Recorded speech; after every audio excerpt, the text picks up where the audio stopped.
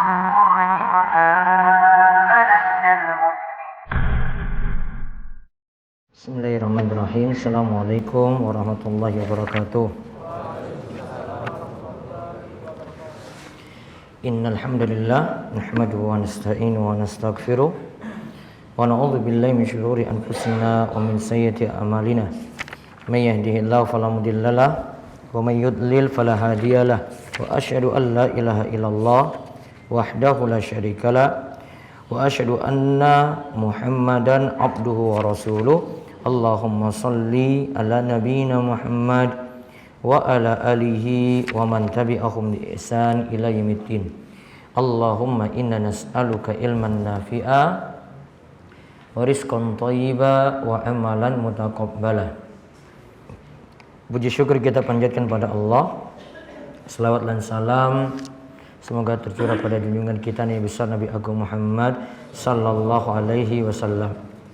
Baik, para jamaah sekalian, bapak dan ibu-ibu yang semoga senantiasa dirahmati oleh Allah, dan malam hari ini kita kembali lagi melanjutkan bahasan tentang masalah ibadah dari kitab yang disusun oleh Syekh Abdul Ghani Al-Maqdisi, Umdatul Ahkam.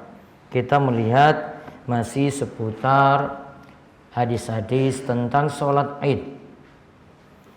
Saya mengulang lagi hadis dari Jabir yang kemarin tentang bagaimana Rasulullah SAW menyampaikan nasihat-nasihat kepada para wanita ketika pelaksanaan sholat Id, yaitu dari Jabir radhiyallahu anhu.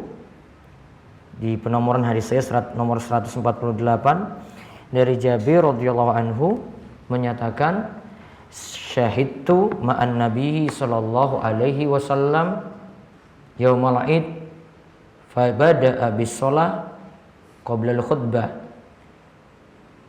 Yaitu Jabir katakan, aku ikut salat Id bersama Nabi sallallahu alaihi wasallam pada hari Id.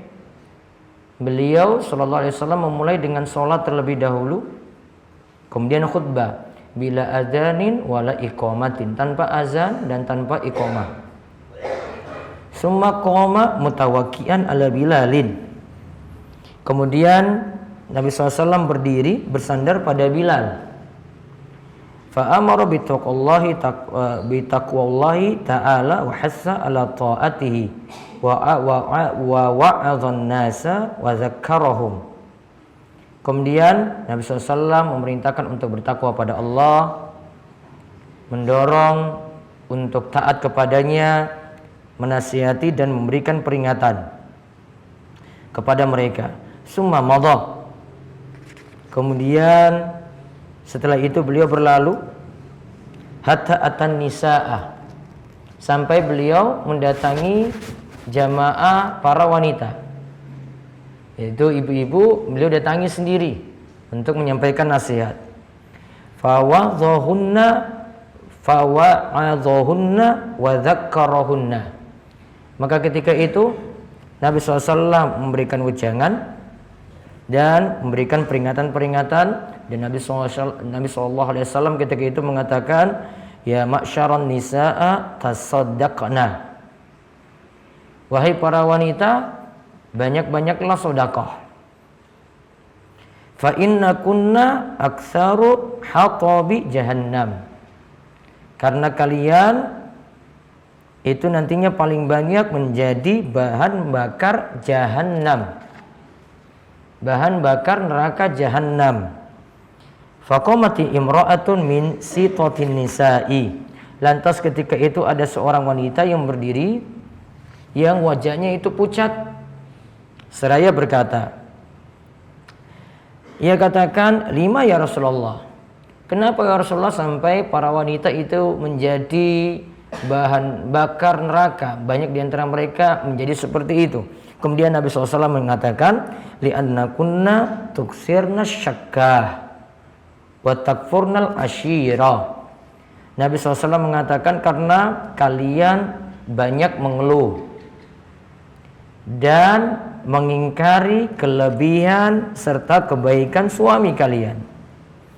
Kemudian ketika itu diceritakan dalam hadis Jabir ini, faja'alna yatasaddaqna min khulyihinna yulkina fi saubi Bilalin min aqratihinna wa khawatimihinna. Maka ketika itu mereka para wanita lantas menyedekahkan perhiasan yang mereka miliki dengan melemparkannya ke dalam kain yang sudah dihamparkan oleh Bilal. Termasuk ada situ cincin, termasuk itu ada kalung-kalung mereka. Mereka lepas ketika itu juga. Nah, beberapa faedah kemarin sudah kita simpulkan dari hadis ini. Banyak sekali faedah dari Syekh Abdullah bin Shalih Al-Fauzan menjelaskan tentang beberapa hal. Di antaranya di sini misalnya disyariatkannya untuk menghadiri sholat id bersama imam, dan para wanita juga demikian diperintahkan untuk menghadiri sholat id bersama imam. Juga kalau kita lihat di sini untuk khutbah id, ya di sini juga disyariatkan. Nanti para ulama berbeda pendapat. Kalau jumhur atau kebanyakan ulama berpendapat bahwasanya khutbah id itu 2 kali khutbah seperti khutbah Jumat. Sedangkan sebagian ulama yang lainnya menyatakan khutbah id cuma 1 kali khutbah saja. Namun ada klaim pengakuan ijma, kata sepakat ulama dari Imam Ibnu Hazm rahimahullah, bahwasanya khutbah id tadi 2 kali khutbah. Dan ini kalau ada kata sepakat, lebih hati-hati kita memilihnya daripada memilih dengan 1 khutbah saja. Lalu ada di situ juga peringatan Nabi SAW khusus untuk para wanita. Jadi boleh mengkhususkan nasihat pada para wanita, apalagi ketika itu mungkin suara tidak sampai pada jamaah perempuan, maka Nabi SAW khususkan khutbah sendiri untuk para wanita yang hadir. Kemudian di antara isi khutbah yang ada, Nabi SAW menasihatkan takwa. Kemudian kalau tadi kepada para wanita, Nabi SAW anjurkan untuk banyak-banyak sedekah. Lantas kita juga dapat ambil pelajaran tadi bahwa para wanita saat itu diperintahkan untuk sedekah dan mereka langsung jalankan perintah tadi tanpa tunda-tunda. Karena ketika dengar Nabi SAW sampaikan bahwasanya wanita itu paling banyak yang jadi bahan bakar jahanam, lantas dengar itu ada yang bertanya, kemudian mereka lepaskan kalung, cincin yang saat itu mereka pakai, tidak tunda-tunda, kumpulkan pada kain yang telah dihamparkan oleh sahabat Bilal radhiyallahu anhu. Nah, sekarang kita lihat hadis satu lagi dari Ummu Atiyah, membicarakan tentang keluarnya wanita untuk sholat id. Di sini disebutkan dari Ummu Atiyah Nusaybah Al-Ansariyah.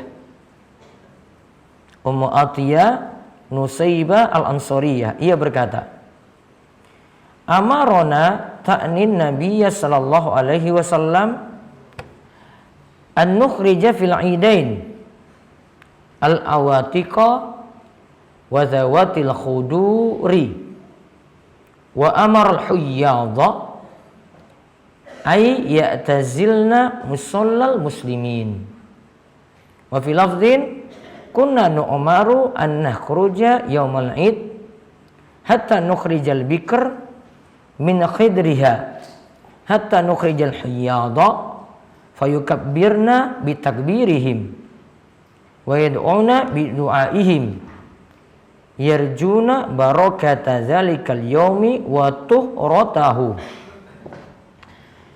Kita lihat hadis dari Ummu Atiyah Nusaybah Al-Ansariyah, ia mengatakan Rasulullah SAW merintahkan kepada kami pada hari raya untuk menyuruh gadis remaja keluar. Dan wanita yang dipingit juga keluar dari dalam rumah. Jadi gadis-gadis keluar, begitu juga yang lagi dipingit ketika itu disuruh keluar. Beliau memerintahkan juga bagi wanita haid agar menjauhi dari tempat sholat kaum muslimin, namun tetap hadir. Jadi beliau merintahkan wanita haid juga keluar, namun agak menjauh dari tempat sholatnya kaum muslimin, namun tetap hadir. Dalam riwayat yang lainnya disebutkan, kami diperintahkan untuk menyuruh keluar para wanita yang dipingit dalam rumah pada hari raya tadi. Bahkan juga disuruh keluar wanita-wanita yang sedang mengalami haid. Ketika itu ayukabbirna bitakbirihi, mereka para wanita mengucapkan takbir, mengikuti takbirnya kaum laki-laki. Wa yad'una bidu'aihim, dan mereka juga berdoa sama seperti laki-laki juga berdoa. Yarjuna barakata zalikal yaum, mereka mengharapkan berkah dan kesucian pada hari raya tersebut. Hadis ini diriwayatkan oleh Imam Bukhari dan Muslim. Faedah yang kita ambil dari hadis ini, yang pertama, hadis ini jadi dalil disyariatkannya para wanita juga untuk keluar sholat Id.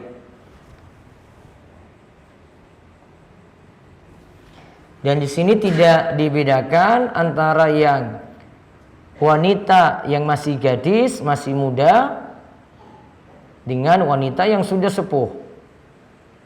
Wanita yang masih gadis disuruh keluar, yang sepuh juga demikian. Namun di sini ditekankan oleh Syekh Abdullah bin Shalih Al-Fauzan dengan syarat wanita keluar dari rumah tadi untuk sholat Id selama menjauhi fitnah. Maksudnya tidak menggoda. Contoh, tidak memakai wangi-wangian ketika keluar rumah. Yang wangi-wangian ini nanti dicium oleh kaum laki-laki karena sifatnya menggoda. Juga contoh yang kedua, dilarang wanita untuk tabarruj,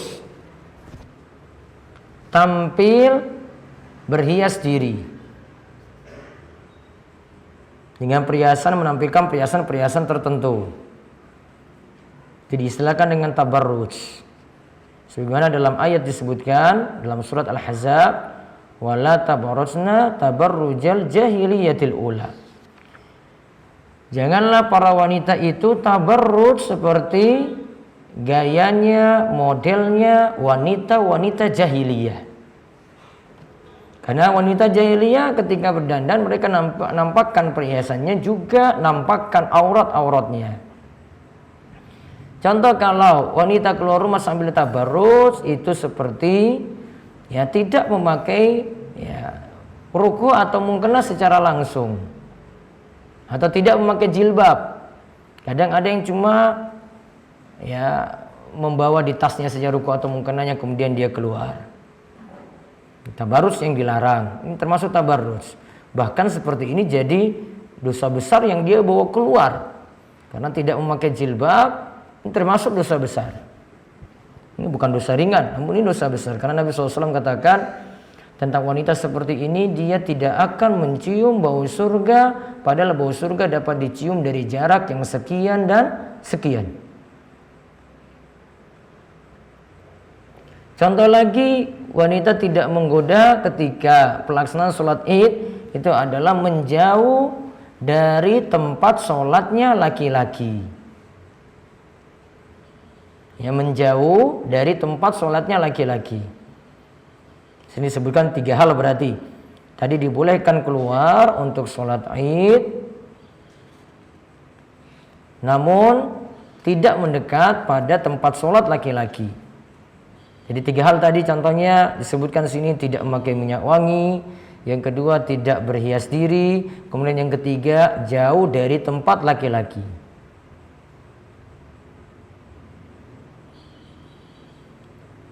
Faedah yang berikutnya lagi, keluarnya wanita untuk sholat id sunnah, bukan wajib.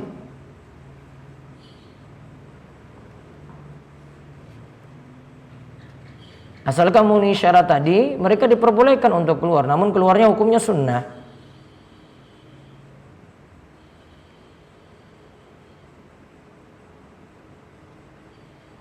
Karena tadi ada wanita haid.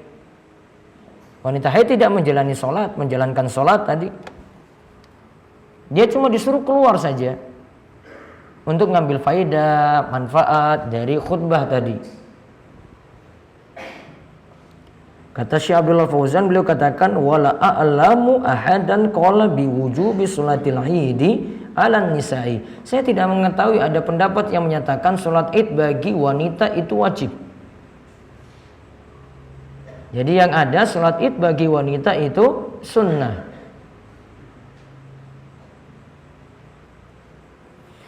Kemudian beliau katakan lagi walau qila bidzalika la hasala harajun 'azimun. Andai itu dijadikan wajib, berat bagi wanita. Karena barangkali ada yang punya uzur juga, mesti ngurus anak gitu. Seandainya diwajibkan, ya kalimat tadi itu jadi wajib bagi perempuan, berat bagi dia. Sedangkan dalam syariat Islam itu membawa kemudahan, bukan membawa kesulitan. Asalnya dalam agama kita itu bawa kemudahan. Inna dina yusrun. Sesungguhnya agama Islam itu adalah agama yang bawa kemudahan. Wala yushaddad dina illa ghalaba. Yang buat sulit dalam agama ini, dia justru yang nanti akan kalah. Maka asalnya agama ini bawa kemudahan. Seandainya ada ajaran kok dirasa berat, itu pasti nanti akan datang kemudahan-kemudahan. Beliau katakan wala siyama fi zamanina hadza. Lebih-lebih lagi untuk zaman ini. Dan kalau tadi tidak sampai wajib untuk wanita sholat id keluar, berarti untuk keberadaan wanita sholat 5 waktu pun juga tentu tidak wajib. Tidak wajib untuk keluar ke masjid. Untuk sholat id saja yang tadi wanita haid disuruh keluar saja itu tidak wajib. Ya, tidak wajib, cuma disunahkan saja. Maka demikian halnya dengan sholat 5 waktu. Tidak sampai wajib untuk perempuan keluar ke masjid. Ya, kalau ada yang menyatakan ini wajib, ya, aneh. Kenapa sampai dikatakan aneh kalau itu dikatakan wajib? Wong sholat id saja, wanita haid saja baru sunnah itu. Itu baru tingkatan sunnah. Masa yang lainnya jadi tingkatan wajib? Ya. Untuk sholat wajib sekalipun, untuk ke masjid tentu tidak. Maka untuk ibu-ibu untuk pergi ke masjid itu opsional, pilihan. Mau pergi ke masjid monggo silahkan, tidak juga tidak masalah. Namun tempat yang terbaik bagi dia sholat itu di rumahnya. Sebagaimana hadis dari Nabi SAW, khairu masajidin nisa qa'ru buyutihin. Sebaik-baik tempat sholat untuk wanita itu adalah di bagian dalam dari rumahnya. Ummu Humaid juga pernah meminta sholat di belakang Nabi SAW di Masjid Nabawi. Masjidnya itu kalau kita sholat di situ 1000 kali lipat daripada masjid lainnya. Itu saja Nabi SAW katakan pada Ummu Humaid, kamu sholat di kamarmu lebih baik daripada di ruang tengahmu. Kamu sholat di ruang tengahmu lebih baik daripada di ruang depanmu. Kamu sholat di ruang depanmu lebih baik daripada di masjid kampungmu. Kamu sholat di masjid kampungmu lebih afdol daripada kamu sholat di masjidku, ini Masjid Nabawi. Maka ketika Ummu Humaid dengar ini, lantas dia bilang pada suaminya, Abu Humaid, tolong bangunkan saya musola di rumah. Maka semenjak itu dia sholat 5 waktu terus di rumahnya sampai dia meninggal dunia. Sampai dia tahu keutamaan yang besar tadi bagi wanita untuk sholat di rumah. Pahalanya bagaimana kalau disuruh sholat di rumah bagi perempuan? Tentu pahalanya pasti nanti akan lebih daripada dia sholat di masjid. Sehingga nggak perlu dibahas 27 kali lipat di situ. Tentu harus lebih utama. Ngapain Nabi SAW sebut lebih baik sholat di rumah? Kok nanti dengan di masjid kok kalah? Kan nggak mungkin. Karena dia katakan, Nabi katakan lebih baik sholat di rumah. Masa ke masjid lebih utama daripada di rumahnya tadi dari sisi pahala? Kan aneh nanti jadinya. maka tentu lebih utama dia di rumah, berarti pahalanya lebih besar ketika dia berada di rumah daripada di masjid tadi. Namun tadi pilihan, mau ke masjid silahkan, mau di rumah silahkan. Namun bagi laki-laki tempatnya di masjid.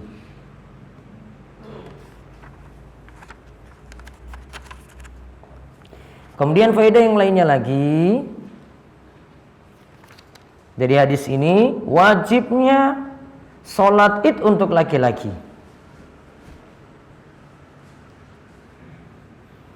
Di sini kata Syekh Abdullah Fauzan, beliau katakan hadis ini menunjukkan wajibnya sholat id untuk laki-laki. Karena perempuan yang lagi dipingit, kemudian wanita haid saja disuruh keluar. Padahal itu punya uzur, tadi yang wanita haid kan nggak sholat. Masa laki-laki yang tidak pernah dapati uzur ini kok jadi sunnah ketika itu pergi ke masjid, ke lapangan untuk sholat id? Maka kesimpulannya dengan alasan ini sholat id bagi laki-laki dihukumi wajib, sedangkan tadi bagi perempuan hukumnya sunnah.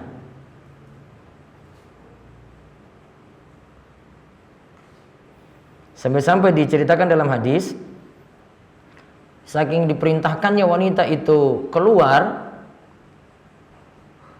ada yang punya jilbab lebih, lihat ada perempuan yang tidak punya jilbab, ya suruh pakaikan itu, pinjamkan ke dia atau berikan ke dia supaya dia pakai jilbabnya ketika keluar. Disebutkan dalam riwayat kayak gini, litul bisha ukhtuha min jilbabiha. Hendaklah saudaranya itu memakaikan jilbab kepada yang tidak punya jilbab. Berarti yang punya pakaian lebih dia suruh kasih pada yang tidak punya pakaian tadi. Artinya sampai dituntut kayak gitu untuk keluar. Berarti tidak pakai alasan sini, saya nggak punya pakaian untuk keluar rumah gini, nggak ada yang bisa nutupi aurat. Tetap ada yang punya kelebihan, tolong pinjamkan pada saudaranya yang lainnya yang nggak punya, supaya bisa pergi juga berangkat ke masjid, supaya bisa pergi berangkat sholat id di lapangan. Untuk wanita seperti itu, apalagi untuk laki-laki yang auratnya tidak seketat perempuan. Kalau perempuan kan seluruh tubuhnya kecuali wajah telapak tangan. Kalau laki-laki saat sholat apa? Kan yang sudah lewat, ya? Antara pusar dan lutut auratnya. Namun untuk kesempurnaan adalah menutupi sampai pundak. Ya, untuk kesempurnaan menutupi sampai pundak. Nah, kalau ini sholat id saja wajib untuk laki-laki disuruh pergi ke lapangan. Padahal ini ditemukan cuma setahun 2 kali. Ya, ini setahun 2 kali seperti itu. Dan ini dibandingkan dengan wanita tadi, wanita saya sampai disuruh keluar walaupun dalam keadaan haid. Maka hal yang sama juga untuk laki-laki, selama tidak ada uzur, dia diperintahkan untuk hadiri sholat 5 waktu di masjid. Sebagaimana hadis-hadis yang lainnya lebih menekankan laki-laki untuk pergi ke masjid. Seperti Nabi SAW itu berkata kepada Ibnu Ummi Maktum, laki-laki buta. Ya, laki-laki buta. Ketika itu dia tanya pada Rasulullah SAW, ya Rasulullah, saya nggak ada penuntun. Di kota Madinah ini banyak binatang buas, pohon-pohon besar masih ada. Apakah saya punya uzur untuk tetap sholat di rumah saja? Awalnya Rasulullah SAW menjawab, ya silakan kamu sholat di rumah. Namun Nabi SAW balik nanya, hal tasma'un nida, apakah engkau mendengar adzan? Maka ketika itu dia jawab, iya wahai Rasulullah, kalau begitu penuhilah panggilan azan tersebut. Padahal punya uzur apa saja tadi? Buta 1, tidak ada penuntun yang bantu dia datang ke masjid, nggak ada. 3, banyak pohon. 4, banyak binatang buas. Uzur semua ini. Ya, tambah lagi dulu nggak ada penerangan. 5 berarti. Ini pun masih disuruh sholat berjamaah di masjid. Nah sekarang zaman kita ini buta enggak? Iya kan? nggak perlu pakai penuntun. Iya kan? Bisa jalan terang. Oh, bisa pakai motor sendiri. Masjidnya misalnya 150 meter, sudahlah, agak jauh sedikit menurut dia bisa pakai motor juga. Terus, pohon besar ada sampai dia bisa nabrak pohon, atau pohon ada tengah jalan gitu ada? Enggak ada. Jalannya kosong-kosong aja. Kalau dia jalan di jalan ya nggak ada apa-apa yang halangi. Binatang buas ada? Tiba-tiba harimau keluar gitu? Ya. Nggak ada. Penerangan ada? Ada saja. Penerangan ada. Maka nggak ada uzur lagi. Semua uzur ini lepas dari kita. Maka masa kalau 5 uzur ini yang tadi buta saja jadi wajib, masa kita itu nggak jadi wajib? Kan aneh. Yang tadi saja yang punya 5 uzur ini saja jadi wajib, masa kita yang tidak punya uzur kayak begini ya jadi sunnah untuk kita. Yang itu saya disuruh pergi itu, datangi tetap sholat berjamaah di masjid. Maka yang dalam keadaan tidak punya uzur sama sekali dari 5 ini ya, untuk laki-laki tentu lebih pantas disuruh ke masjid, bahkan wajib untuk dirinya untuk pergi ke masjid. Dan ini jadi dalil untuk menyatakan pendapat yang lain yang menyatakan ada sholat berjamaah hukumnya fardu kifayah, ada sunnah muakkad. Jadi gugur di sini semua pendapat ini terbantahkan dengan hadis Abdullah ibnu Ummi Maktum tadi. Ya, jadi gugur pendapatnya ya lantaran hadis tadi. Gimana fardu kifayah? Wong ini saja harusnya diwakili oleh sahabat yang lainnya. Kalau ini fardu kifayah, yang buta saja disuruh, berarti bukan fardu kifayah. Kalau ini sunnah, ngapain dia ini? Ada uzur di sini kok banyak. Harusnya lebih pantas bagi dia itu sunnah saja. Namun tetap juga disuruh berangkat ke masjid, menunjukkan bahwasanya hukum yang tepat dalam hal ini adalah fardu ain.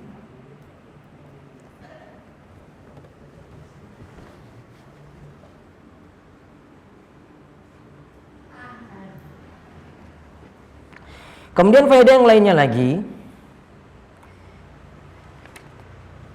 hadis ini menunjukkan menurut pendapat sebagian ulama, wanita haid tidak boleh masuk masjid.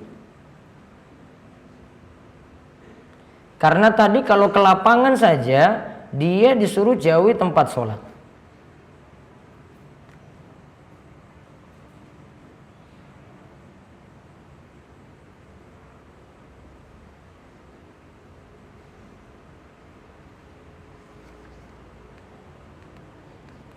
Namun pendapat yang tepat dalam hal ini, wanita, gadis, ibu-ibu, tua maupun muda dalam keadaan haid tetap masih boleh masuk masjid. Syekh Abdul Fauzan memberikan penjelasan dari hadis tadi, menyingkirnya wanita dari tempat sholat ini cuma karena mereka yang haid itu tidak menjalankan sholat. Maka dia tidak gabung dong sama yang lainnya yang lagi sholat. Maka disuruh menyingkir dari tempat sholat tadi. Cuma kaitannya dengan itu. Di sini pembahasannya adalah bukan dalam pembahasan wanita itu boleh masuk masjid ataukah tidak. Ini pembahasan yang lain. Karena tadi cuma ingin jelaskan wanita itu saat disuruh ke lapangan dalam keadaan haid tadi menyingkir dari tempat sholat. Karena ini orang-orang yang lagi sholat biar terbedakan, biar nggak ganggu juga yang lain yang sedang sholat. Karena siapa tahu dia berada di tengah shop, nggak ya, padahal bisa ditempati oleh orang yang wanita yang sholat gitu. Pendapat yang tepat, wanita selama dia jaga tadi darah haidnya tidak ganggu tempat sholat, tetap masih boleh untuk masuk masjid.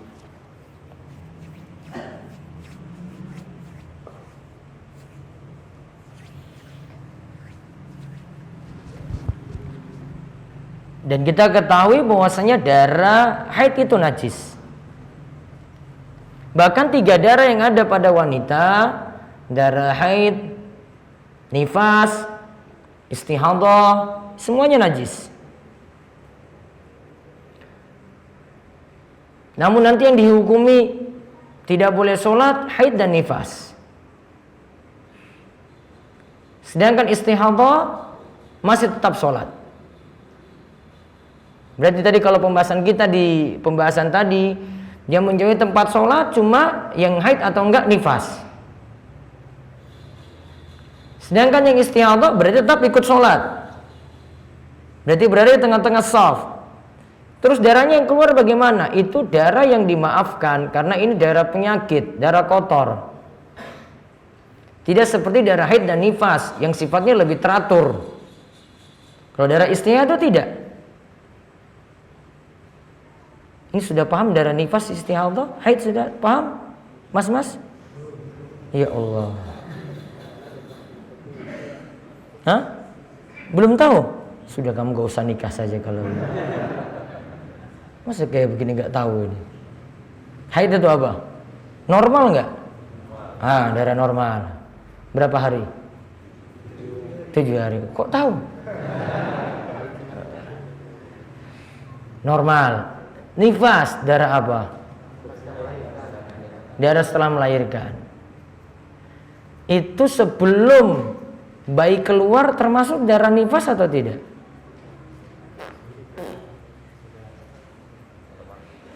Wanita itu biasanya ada bukaan-bukaan gitu, dan itu sempat juga keluar darah sebelum bayi itu keluar. Tadi jenengan tadi sebut apa? Darah yang keluar setelah melahirkan. Nah, itu pendapat jumhur. Dan ini insya Allah pendapat yang lebih tepat. Daripada memakai pendapat darah nifas itu adalah darah yang terkait dengan melahirkan, sebelum melahirkan atau sesudah melahirkan darah tersebut itu keluar, yang penting kaitannya dengan melahirkan. Saya kurang setuju dengan pendapat ini dikarenakan bertentangan dengan pengertian dari nifas. Nifas itu secara bahasa itu artinya wiladah, yaitu melahirkan. Maka darah nifas adalah darah yang keluar bersamaan dengan bayi itu keluar atau setelah bayi itu keluar. Bersamaan atau setelah, tidak sebelumnya. Berarti kalau ada yang darah yang keluar sebelum melahirkan, ini bukan darah nifas, ini darah istihadah, masih tetap diperintahkan untuk sholat. Masalahnya bukan hanya di situ, masalah darah wanita ini kompleks sekali. Contoh kalau nifas, ya, nifas dengan ini biasanya dibingungkan antara nifas dengan istihadah, terutama bagi wanita yang mengalami keguguran. Ya, wanita yang mengalami keguguran, misalnya dikuret dan semacam itu. Baiknya kita bagi fase wanita itu hamil itu jadi 4 fase. Catat mas. Awas besok gak paham-paham. Besok tanya saya gak mau jawab nanti kalau kamu punya istri. Ya, 4 ini diingat. Fase pertama 40 hari pertama. Berarti dari 0 sampai hari ke-40 kehamilan. Itu disebut fase nutfah.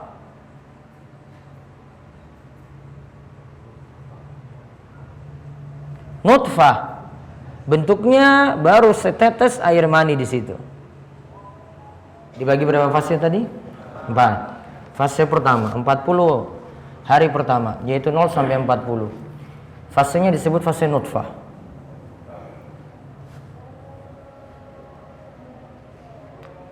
Maka kalau keguguran pada usia ini, darahnya adalah darah istihadah karena belum memiliki bentuk apa-apa. Misalnya baru 2 minggu, itu belum memiliki bentuk. Kemudian sekarang fase yang kedua. Fase yang kedua itu dari 40 yang kedua.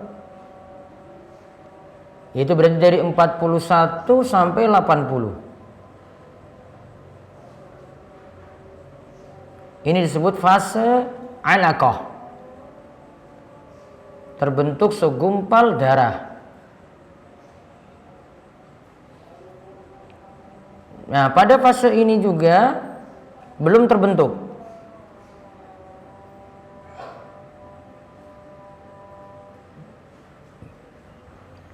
Berarti kalau ada darah yang keluar, darahnya masih darah istihadhah, tetap sholat.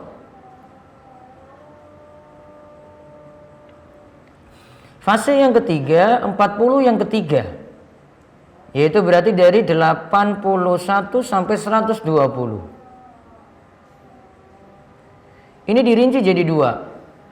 Bisa sudah nampak situ organ-organ, bahkan detak jantung itu sudah ada.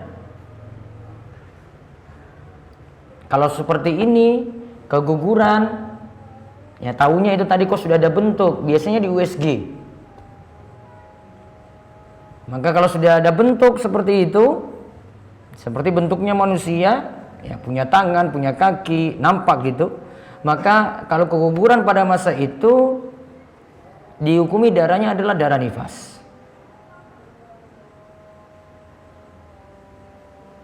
Namun ada juga yang belum dibentuk seperti tadi, belum terbentuk seperti itu. Ini yang kedua, ya, belum terbentuk seperti itu pada fase ini. Maaf, fase ketiga saya namakan apa? Belum. Fase mudghah. Namanya fase mudghah. Fase pertama nutfah, yang kedua alaqah, yang ketiga mudghah.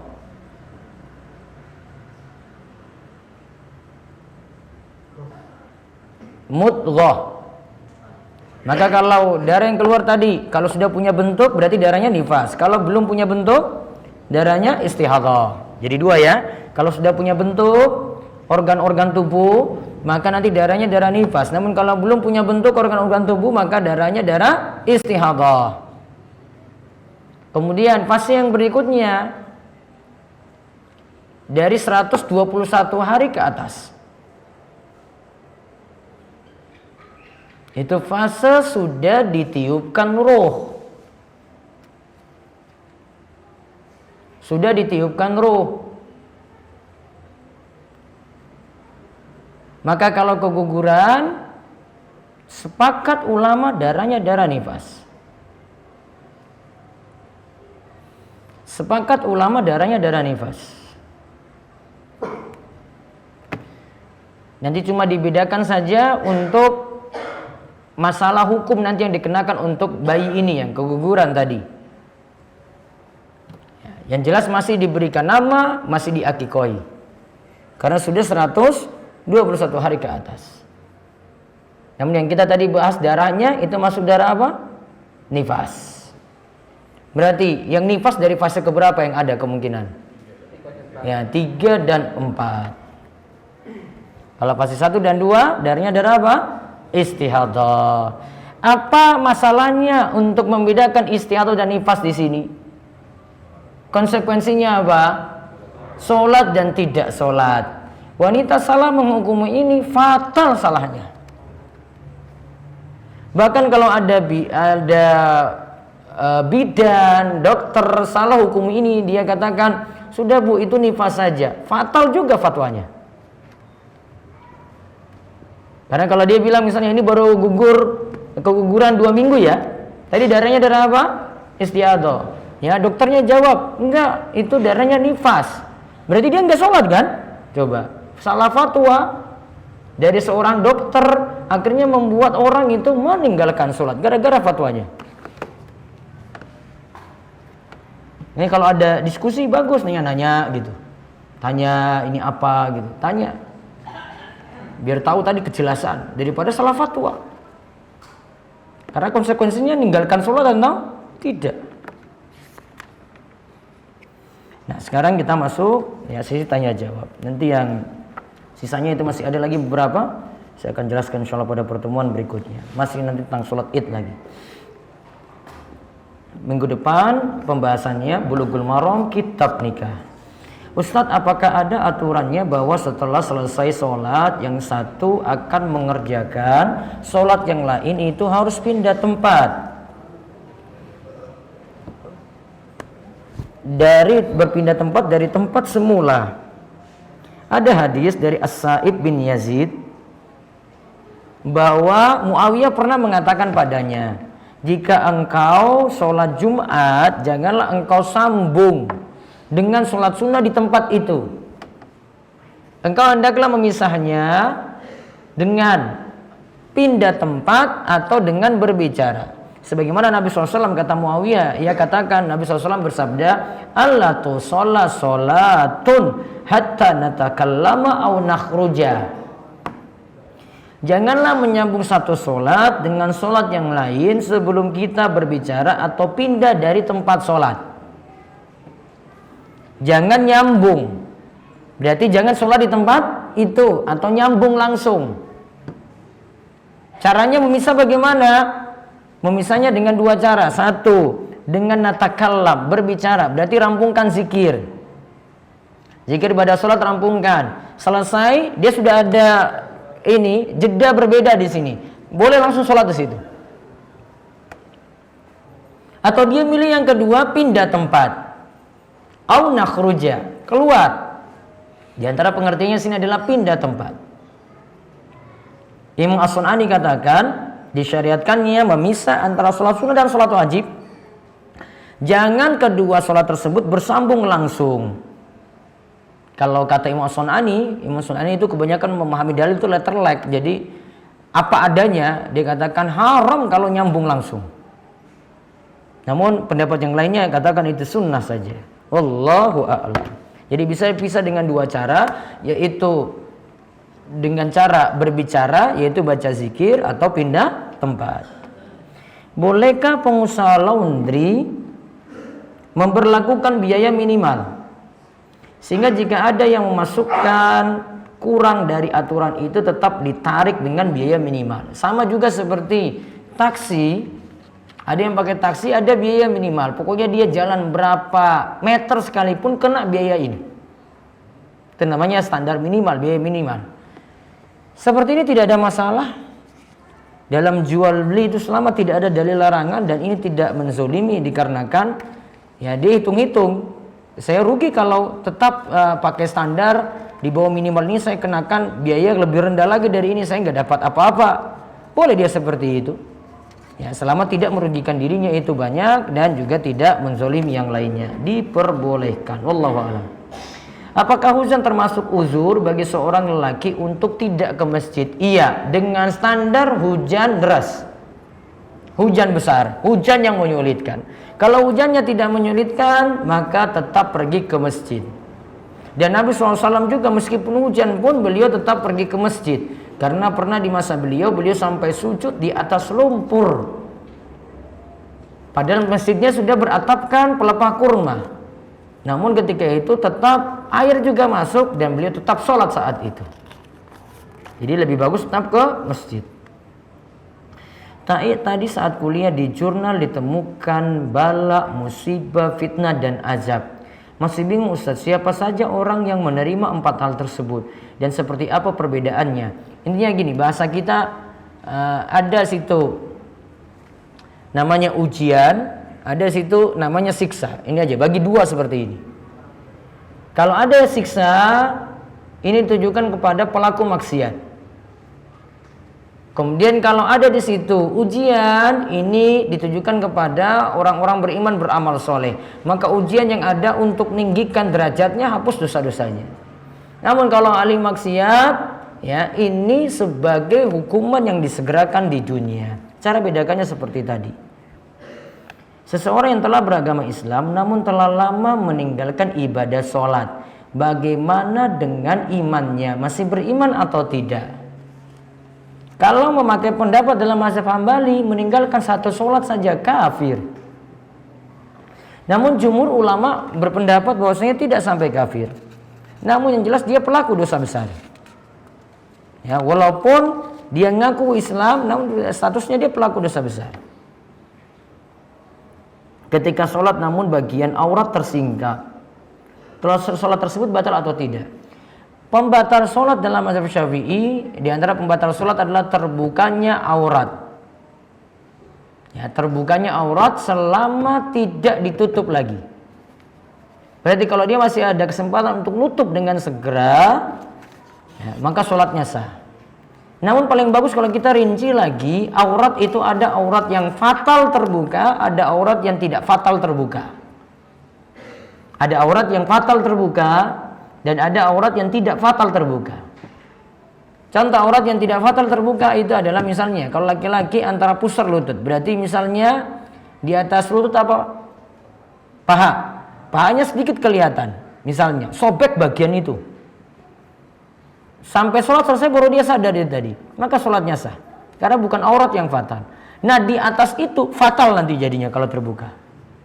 Di situ nggak pakai oh saya lupa dalam keadaan lupa. Oh namun enggak, kamu aurat fatal yang terbuka. Sini nggak pakai standar kamu dalam keadaan lupa ataukah tidak. Pokoknya ulangi sholatmu dengan menutup aurat yang lebih sempurna. Saya tinggal di desa.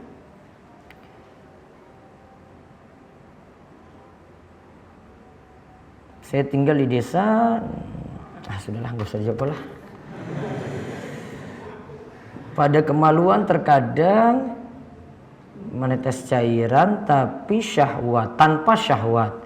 Ada cairan yang keluar tanpa syahwat. Apakah cairan tersebut madhi? Atau apakah wadi? Dan bagaimana cara mensucikan pakaian yang terkena wadi? Kalau madhi dan wadi bedanya, kalau wadi itu keluar berbarengan dengan kencing atau setelah kencing. Kalau mazi itu keluar memang tidak sampai lemas seperti mani itu keluar. Namun mazi ataupun wadi sama-sama najis. Maka cara membersihkannya ya, kalau yang cara ringan itu adalah cukup memercikan pada bagian yang terkena najis tadi. Itu makanya dimasukkan dalam najis mukhaffafah. Namun kalau mau aman, cuci itu sampai bersih kemudian dipakai untuk sholat dalam keadaan bersih, itu lebih aman. Wallahu a'lam.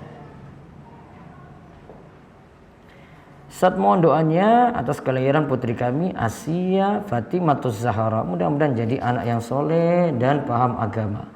Saya masih malas menuntut ilmu syar'i. Tolong beri motivasi saya agar saya bisa mulai memprioritaskan ngaji.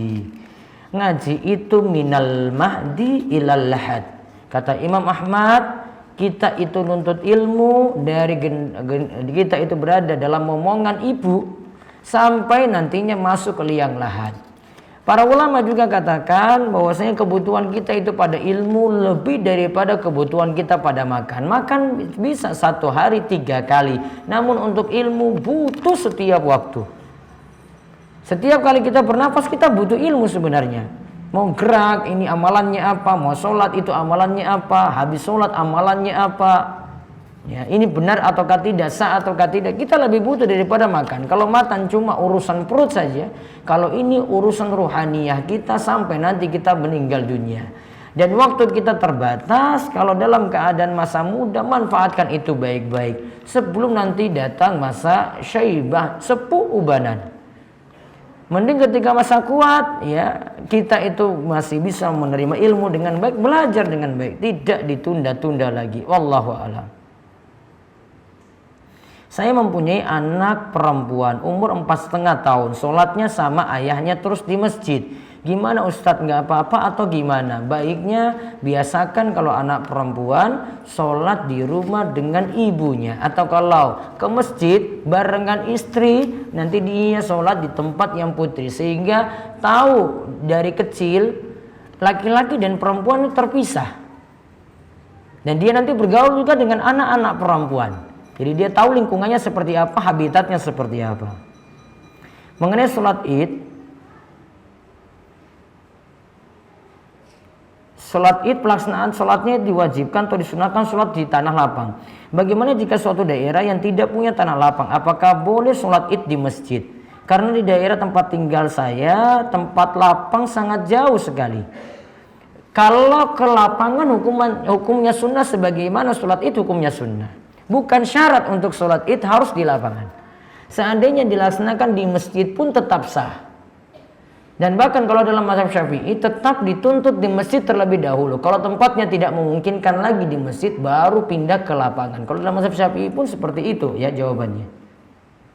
Ustadz, bolehkah posisi sholat id wanita berada di samping jamaah pria yang dibatasi tirai saja atau tembok masjid saja karena keterbatasan tempat? Sebaiknya tempatnya di belakang lebih afdal daripada di samping jamaah pria.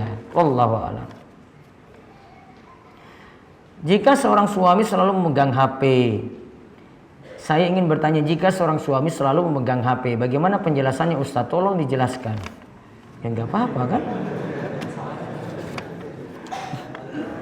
Mungkin suami pegang HP cuek terus pada istri. Nah ini mungkin pertanyaannya. Kalau suami nggak perhatikan istri gara-gara HP, ya sekali-sekali bilang suami lah matikan HP dulu ketika istri itu butuh untuk diperhatikan. Wallahu a'lam. Jawaban atas lafaz hayya 'alas shalah hayya 'alal falah itu apa? La haula wala quwata illa billah. Kalau lafaz yang lainnya baca seperti azannya. Saat membeli suatu barang saya menggunakan kartu debit tanpa ada niatan, ternyata mendapatkan cashback. Bagaimana hukum cashback yang dikarenakan sebab dari penggunaan kartu debit tadi? Debit kita tanam deposit, kemudian dapat keuntungan dari itu dengan baliknya cashback. Tapi belum tentu cashback ini keuntungan juga. Kartu debit kita tanam deposit, pinjamkan. Kalau tidak ada kaitannya antara yang punya toko dengan pihak banknya, karena ini banknya bukan bank yang kasih keuntungan, namun yang kasih keuntungannya pihak toko tadi, berbeda. Kalau dari misalnya kalau dalam transaksi GoPay kita dapat diskon tuh dari pihak GoPay-nya kan, iya kan? Dapat diskon dari pihak GoPay-nya. Kalau ini bukan dari pihak ya yang punya kita kan rekening kita kan di bank ya, bukan bank yang kasih itu, namun cashbacknya ini dari pihak toko, maka tidak ada hubungannya.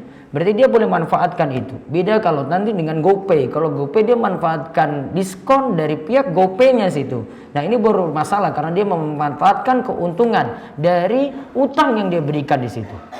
Berbeda. Bagaimana dengan wanita yang sedang menjalani masa iddah, ditinggal meninggal suaminya, apakah juga harus mendatangi sholat id?